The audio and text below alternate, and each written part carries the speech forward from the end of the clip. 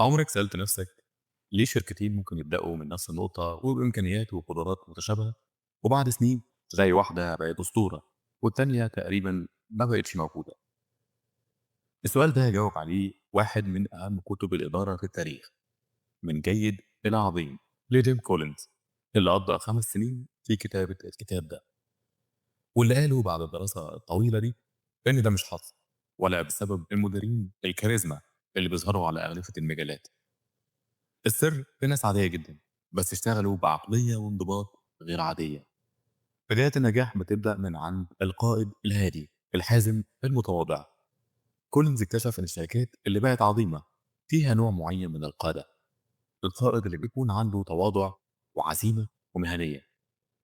كولينز في كتابه بيسميه قائد المستوى الخامس، اللي بينسب الفضل للناس وقت النجاح وعنده الشجاعة انه يبص في المراية ويلوم نفسه وقت الفشل.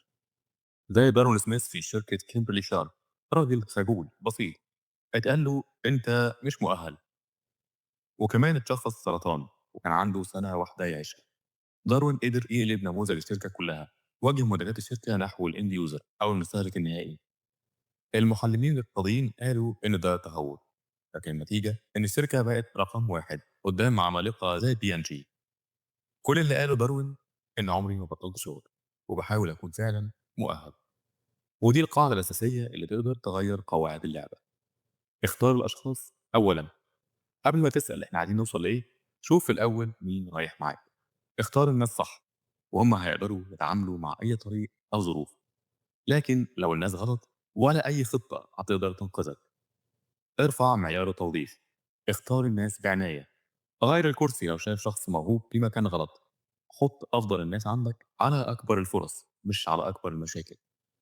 وده اللي عمله داروين، نقل نجومه لسوق المستهلك بدل ما يدفنهم في المشاكل. حد هيسأل والمشاكل اللي موجودة فعلا، الواقع الأليم هنعمل معاه إيه؟ الرد في الكتاب في حاجة اسمها متناقضة ستوكودايل أو ستوكودايل بارادوكس، نسبة إلى ضابط أمريكي اتسجن وتعذب 8 سنين في الحرب.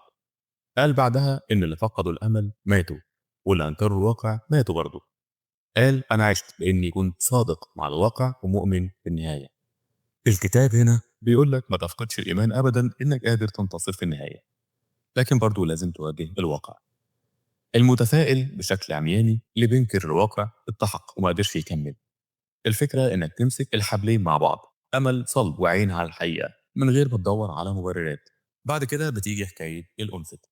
بيقولك في الكتاب إن الثعلب عنده 1000 حيلة، لكن الأنفت حيوان بسيط مش ذكي زي الثعلب، عنده حيلة واحدة بس وبيتقنها تماما. لما بيحس بالخطر بيلف نفسه ويتحول لكورة من الشوك محدش يقدر يهاجمها، لكن بتنجح كل مرة. يعني شطارة مش إنك تجري ورا كل فرصة، ولكن ورا الحاجة اللي تقدر تكون فيها الأفضل وتركز عليها. وطبعا كل ده مش هيحصل من غير انضباط، والانضباط مش نظام عسكري، ده ثقافة. انضباط في الفكر والسلوك، نظام واضح فيه حرية ومسؤولية في نفس الوقت. كل قرار بيتاخد بناء على قيم واضحة مش على المزاج. كل واحد عارف المسؤولية اللي عليه ومفيش مبررات. كولينز قال إن الكيانات العظيمة مش محتاجة إدارة صارمة لأنها مبنية على ناس عارفة إزاي تدير نفسها. لما ده بيحصل بنوصل لحاجة اسمها عجلة الطيران أو الفلاي بي. لحظة معينة بتنطلق فيها. بيقول لك إن العجلة في البداية بتبقى تقيلة جدا، دفعة بعدها دفعة وبعدها دفعة، بعدها العجلة بتجري لوحدها. يمكن يبان من بره إن دي قفزة فجائية، لكن الحقيقة إن الطاقة كانت بتتراكم في صمت من سنين.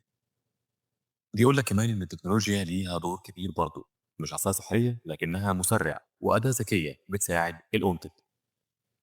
الجميل في الدروس دي إن هي مش بس للشركات. تعال نشوف كده إزاي ممكن نطبق الكلام اللي في الكتاب ده. اختار الناس بعناية، وظف بمعيار أعلى، حط كل شخص في مكانه الصح، واجه الواقع من غير ما تفقد الأمل أو تنهار. ابني نظام منضبط واسأل أكتر ما تدي أوامر. خلي الناس ما تخافش تتكلم وتقول اللي عندها. ابني الأنفت بتاعك، ركز على نقط القوة بتاعتك بدل ما تقلد الناس.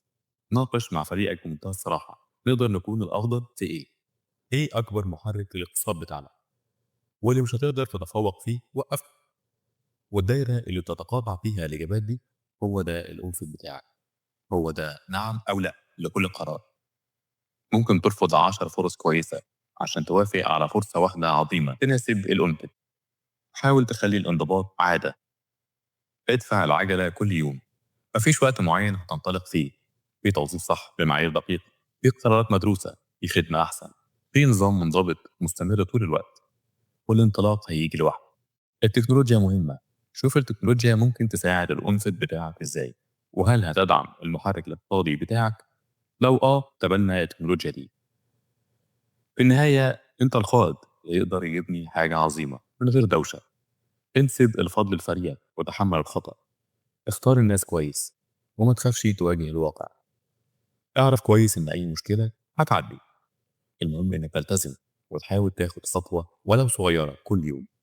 مش لازم تكون شخص خارق، يكفي بس إنك تكون ثابت، متواضع، عنيد في الصح.